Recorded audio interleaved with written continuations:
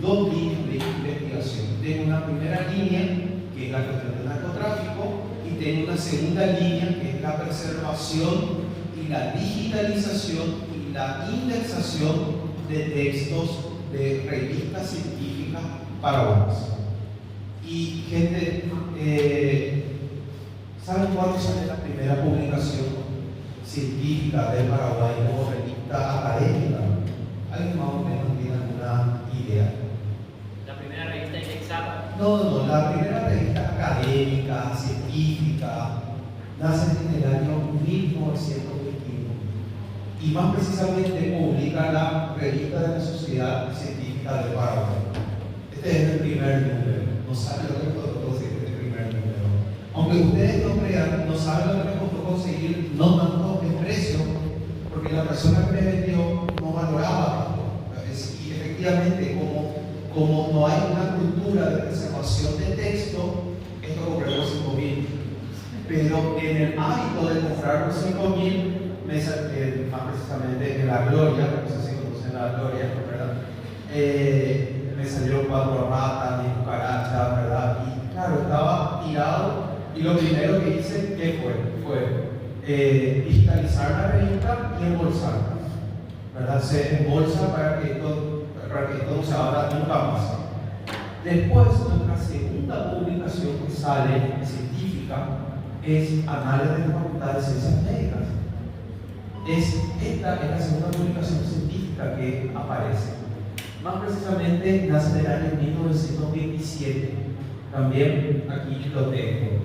Y algo que a lo mejor nos empieza a responder a nosotros, ¿qué es? ¿Verdad? Es Análisis de la Asociación Indigenista del Paraguay. Esta es una publicación que incluso le preguntamos a los propios colegas antropólogos y no lo conocen. ¿Y por qué no lo conocen?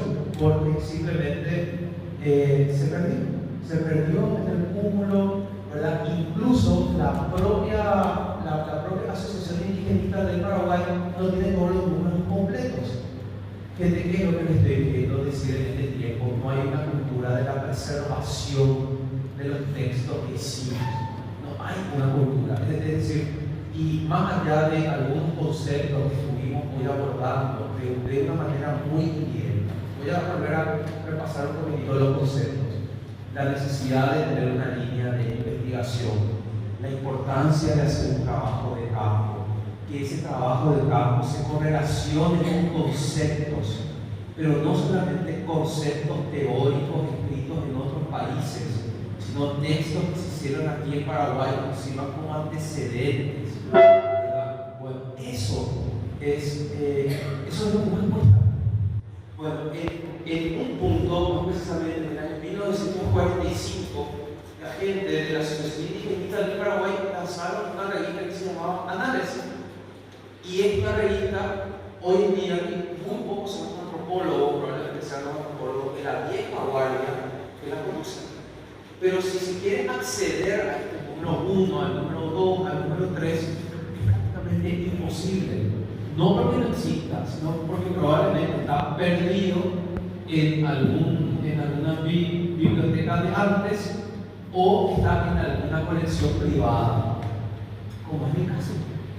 Ven la perversidad del sistema, ¿verdad? Ven la perversidad del sistema, ¿verdad? Es decir, la persona que tuvo el acceso, que se rebuscó para encontrar, ¿qué es lo primero que hace?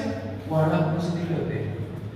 Entonces eso me trajo también a mí una especie de bueno, si quieren sigo mostrando las publicaciones.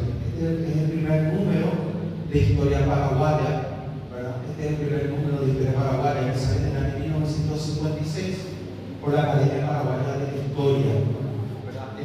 En el que encontramos textos de Cecilio Báez, encontramos textos de Lacaray, encontramos textos que son verdaderamente una belleza, más allá que estemos de acuerdo con la historia que hicieron o no. Acá está, justamente, a lo mejor yo estoy de acuerdo con la historia que hizo Coleari, pero me sirve Coleari para poder discutir su historia. Pero para eso tengo que acceder a ese texto de Coleari. Bueno, aquí está. Después, esta es la revista del Ateneo Paraguayo.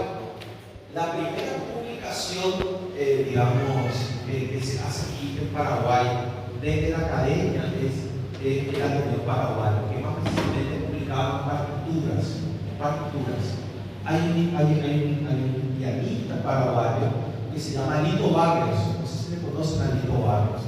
Bueno, Lito Barrios, él hizo una investigación sobre la historia del himno paraguayo y se dio cuenta que el himno paraguayo en verdad era el himno uruguayo.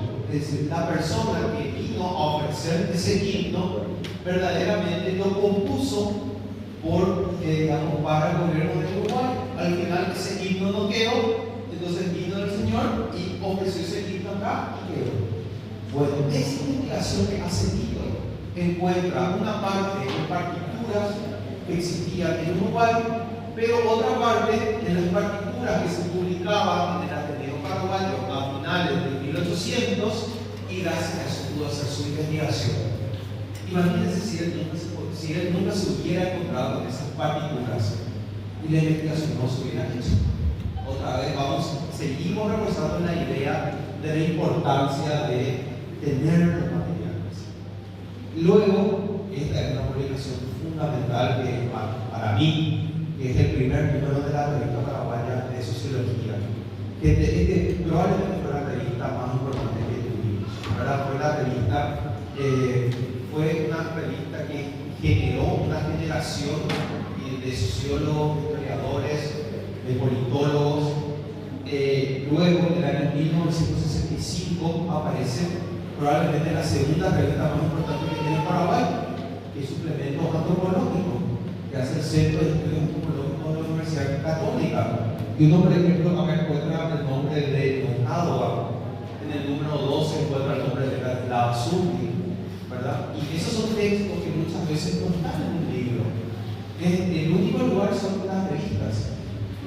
Luego, en el año 1973, aparecen estudios paraguayos.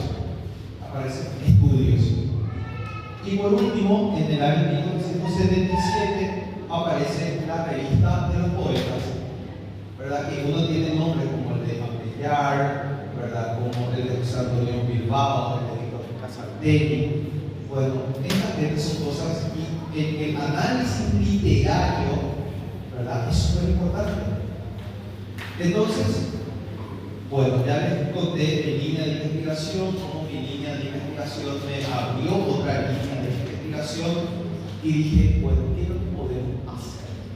Es decir, ya tengo muchas publicaciones acá en mi biblioteca, pero me sirve. Es decir, eso es también importante muchas veces en el trabajo de mi investigador, ¿verdad? ¿Qué es lo que estoy haciendo? ¿Para qué sirve? Hace unos 5 años atrás estaba una presentación de un libro y estábamos presentando el libro y aparece en el país José Saladín. No sé si me conocen en el país José Saladín. Es un antropólogo del Centro de Estudios Antropológicos de la Universidad Católica. Y él hace una pregunta que hasta ahora no es cartera, y dice: de todo lo que hicimos, ¿qué realmente valió la pena? Es decir, verdaderamente este libro que estamos publicando, además de a lo mejor alimentar nuestro ego, ¿verdad? Genera un cambio verdadero, sirvió realmente para algo. Y yo dije, bueno, más allá de decir tengo esto en mi biblioteca, esto realmente para qué sirve. Entonces nos metimos en una tarea de digitalización de las colecciones. ¿Cuál fue la primera colección que digitalizamos?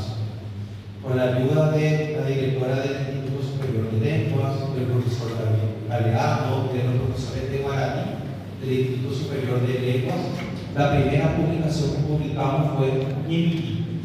No sé si conocen Ñemiki, ¿verdad? Fue la primera revista, ¿verdad?, que se publica aquí en Paraguay, probablemente es la única, profesor, ¿verdad? Sí. Que abordó la cuestión de lingüística. Todos nuestros profesores de Guaraní, todas las eminencias de Guaraní, el profesor David, publicaron aquí está.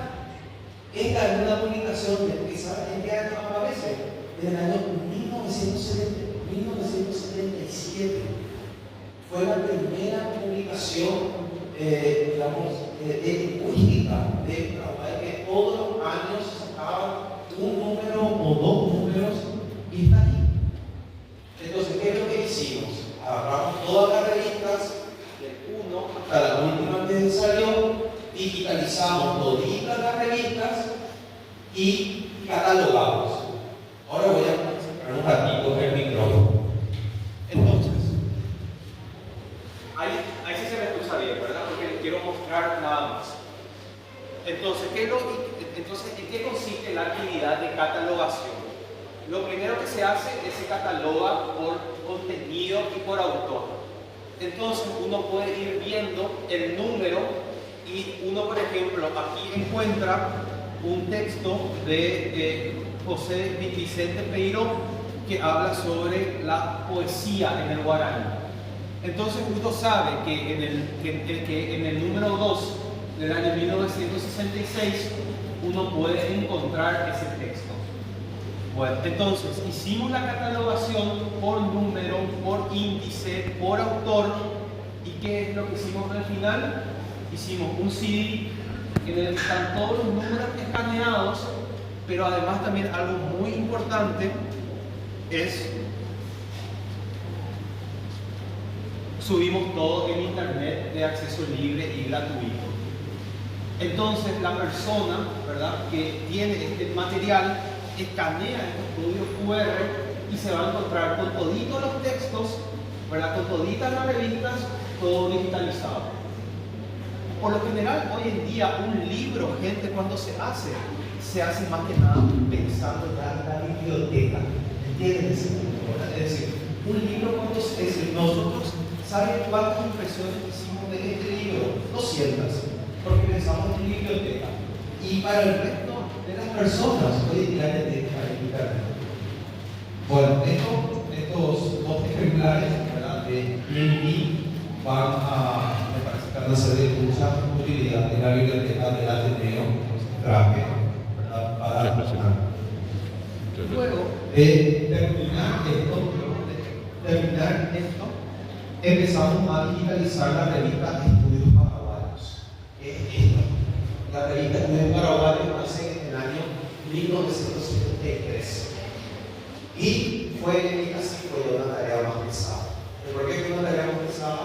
Porque los libros son más gordos. Es una revista que tiene mucho más números que el. Entonces, y no solamente eso, en los propios archivos del Centro de Estudios Antropológicos, que es el que edita esta revista, no estaban todos los números. Entonces tuve que pedir a bibliotecas, tuve que pedirle a otras personas, pudimos acceder a todos los números y ahí tuvimos que digitalizar. 2 años nos tardó digitalizar esta revista. 2 años.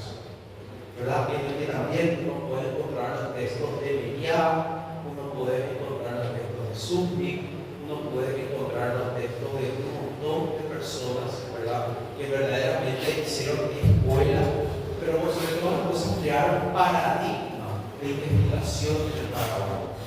¿Qué salió de esto?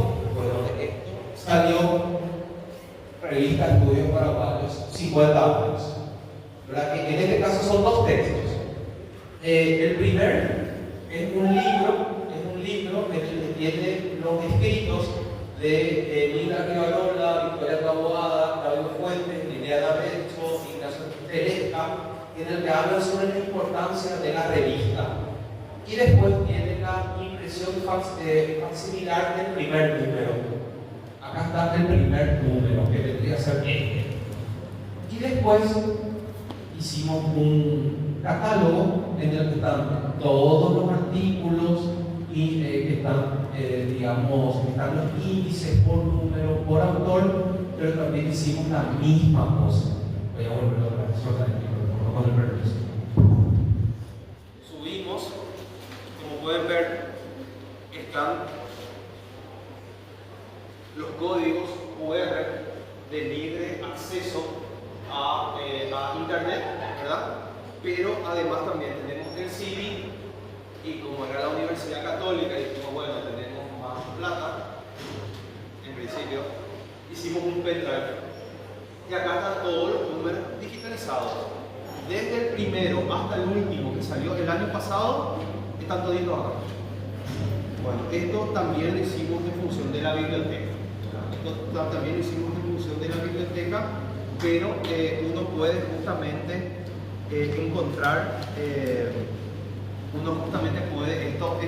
encontrar en internet de acceso libre y gratuito. Es decir, eso es lo que nosotros hacemos. No solamente digitalizamos, sino que también podemos dar acceso a todas las personas libremente, gratuitamente y para todos. Bueno, esto también es una pequeña donación para la biblioteca del Ateneo. ¿En qué proyectos hoy en día estamos? Estamos digitalizando el anuario de Historia Paraguaya. Y uno muchas veces puede hacer el trabajo y dentro del ámbito académico,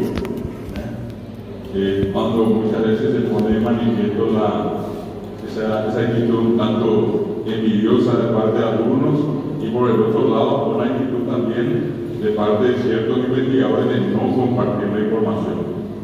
El centro de solamente yo, ¿verdad? Y el hecho de Carlos, en el sentido de esto que se digitalizó, poner en circulación a disposición de otros investigadores. Pero ya con la ventaja hoy de todo lo que implica la tecnología, el famoso tema del uso del código QR, directamente uno accede a una información que está en línea. Y entre esos materiales, esas revistas que él rescató, porque la revista pues tiene la característica de que es una publicación colectiva, normalmente involucra a varios autores, ¿verdad? Él mencionó una que está muy relacionada con el guaraní, que es precisamente la revista Yemiten, cuya creadora fue la abuela de la actual directora del Instituto de Lenguas, la doctora Valentina Canese, es la nieta de la profesora Natalia Clebosey de Canese. Y Natalia de Canese, junto a Feliciano Acosta y Tadeo Zarratea, son los creadores de la revista Yemiten, que, así como mencionaba Carlos, esas publicaciones eran semestrales y en algunos casos que Natalia no podía sacar dos en un año, sacaba anualmente una, pero con el contenido de dos. Y lo hizo así prácticamente hasta que pudo físicamente. Ella se movía siempre a pie, era una persona muy modesta, y entre las cosas que ella hizo fue precisamente dedicarse mucho a la investigación. Y eso quedó patente en ese gesto de ella también de tratar de incorporar a los investigadores del guaraní, sobre todo en esta revista. Todos fuimos de alguna manera involucrados aquí. Y eso, no recuerdo muy bien, son casi 30 números más o menos, ¿verdad? Por la duda.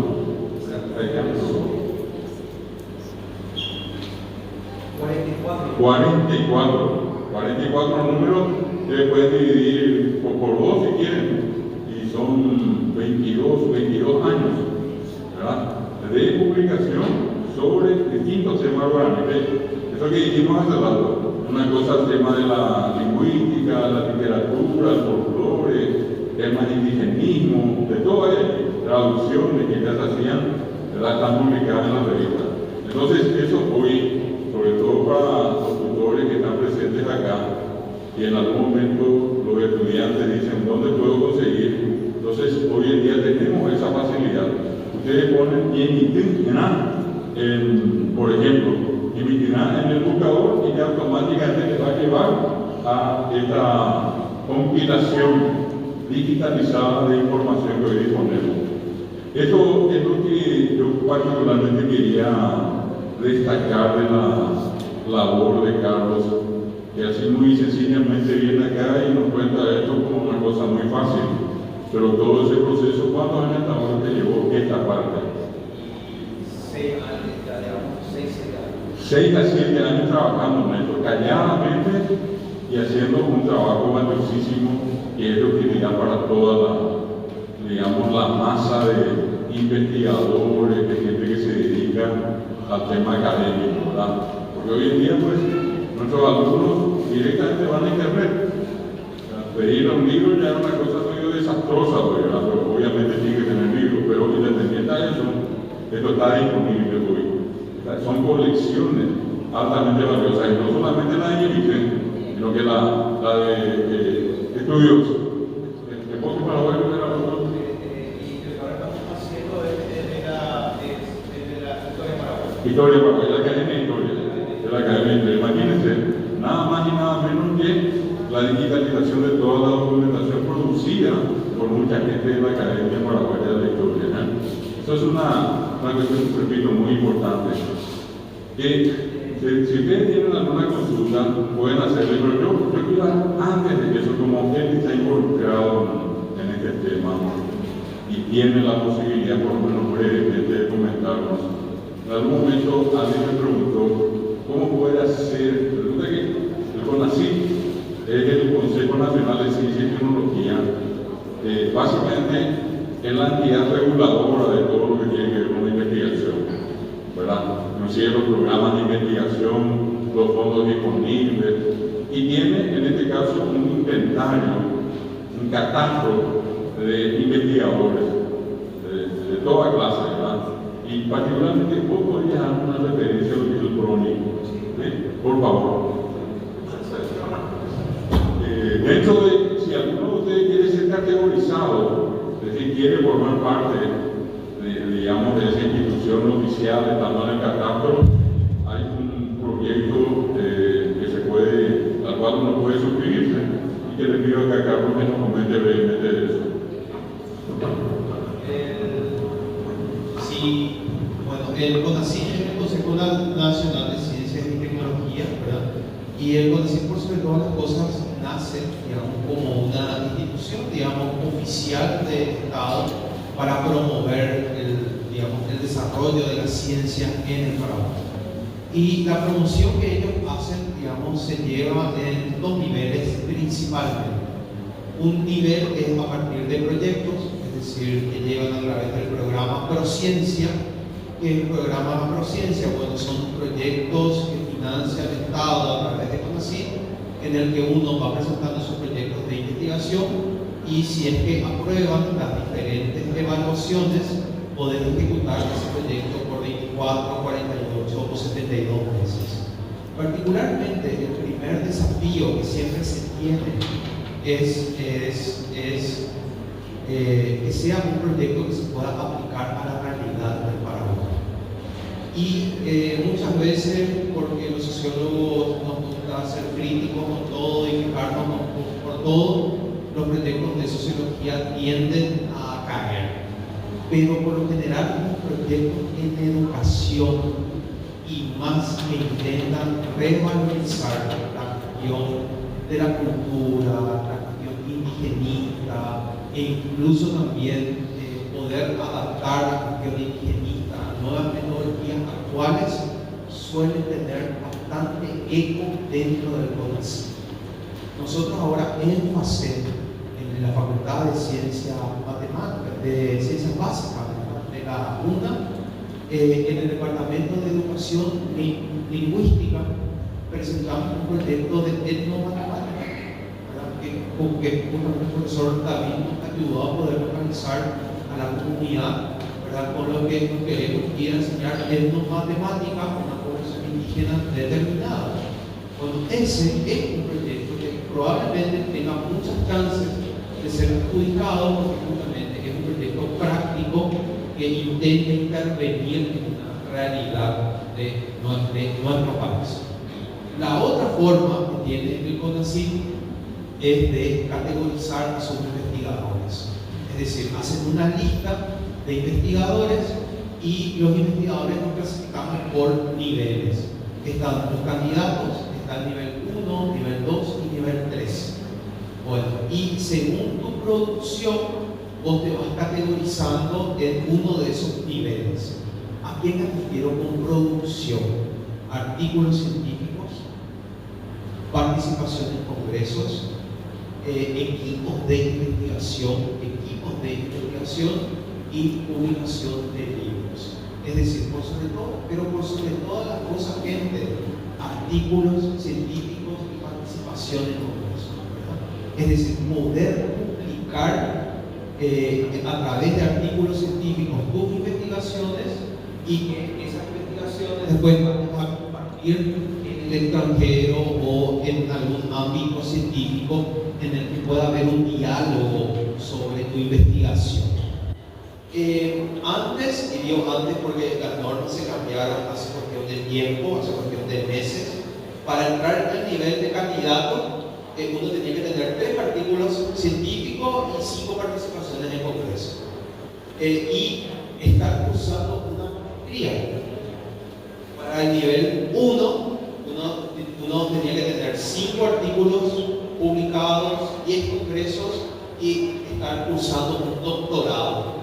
Para el nivel 2 son 10 artículos científicos, más participación en congresos y más libros. Ahí se ponen un poquitito más exigentes. Y para el nivel 3 es una cuestión totalmente subjetiva, digamos, porque ya es el reconocimiento, ¿verdad? Que uno tiene a través de su larga trayectoria, ¿verdad? Bueno, y eso tiene también un costo, es decir, eso tiene también un pago, es decir, eso es lo bueno también del PRONI, que nos ayuda a categorizarnos, pero también nos dan un cheque cada año que es equivalente a un salario mensual. Los candidatos están cobrando 18 millones de guaraníes al año, los nivel 1 estamos cobrando 40 millones de guaraníes al año, los nivel 2 cobran 80 millones de guaraníes al año y los nivel 3 cobran 120 millones de guaraníes al año. Lo cual, ese dinero uno también puede usar para sus gastos propios, pero no existe el concepto de rendición de cuenta ahí, pero directo, pero indirecto sí, porque después de 2 años te van a volver a evaluar y si gastaste tu dinero en cuestiones a lo mejor solamente personales, a lo mejor no pudiste pagarte tu congreso, no pudiste pagarte tu libro, no pudiste pagarte al corrector de artículos científicos y simplemente en la próxima evaluación te saco. Es decir, yo por lo general intento siempre dejar, las deudas siempre están, ¿verdad? Entonces dejo un poquitito, ¿verdad?, para las deudas, pero pero el porcentaje más importante dejo para financiar un libro y para financiar 2 viajes en congreso. Bueno, ese es más o menos el PRONI y Prociencia. Ahí tienen ustedes una referencia importante. Acá en el grupo hay gente que quiere categorizarse, empezando como candidato. Él nos dio la referencia. De todas maneras, hay que entrar al sitio de CONACYT, ¿verdad? Y allí van a encontrar ustedes los requisitos. Siempre es importante, sobre todo para aquellos que están en la parte de tutoría, aquellos que hacen investigación, porque aquí hay mucha gente de ustedes que tienen muchas publicaciones. Entonces, mismo tema en los congresos, están participando como expositores, como ponentes. Digamos que teniendo esas bases, esos antecedentes, el acceso a esa categoría de candidatos relativamente hablando no es muy complicado. Pero sí también está lo otro que digo, mantenerse, ser recategorizado a un nivel más alto y cumplir con las exigencias que están establecidas. Eso es muy importante porque sin que sea una cuestión, digamos, única, un único camino, siempre es importante tener ese aval de ser investigador categorizado, nada más y nada menos que por el CONACYT. Se lo voy a preguntar algo. Vamos a pasar a Buen día, Baixaba. No estábamos pensando lo que estaba contándonos y mi pregunta es, habiendo tantos temas en Paraguay para la investigación, ¿por qué de repente elegiste la parte del narcotráfico, que es un tema bastante delicado y casi nadie puede hablar de ese tema? Entonces eso no me llamó la atención. Muchas gracias.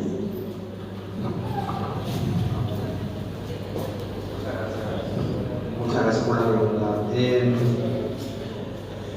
Bueno, va a tener un poquitito así con las experiencias personales que uno va teniendo, ¿no? Es decir, yo cuando seguí la carrera de sociología en la Universidad Católica, estamos hablando a principios de los 2000, que de hecho era el único lugar donde se enseñaba sociología, nuestros grandes maestros, y voy a decir nombre y apellido porque verdaderamente son grandes maestros, como Ramón Foer, Tomás Palau, ¿verdad? José Luis Simón, Carlos Martini. Ustedes saben que Carlos Martini es sociólogo y tiene probablemente la producción más importante de transición a la democracia en Paraguay, que él escribe en los 90.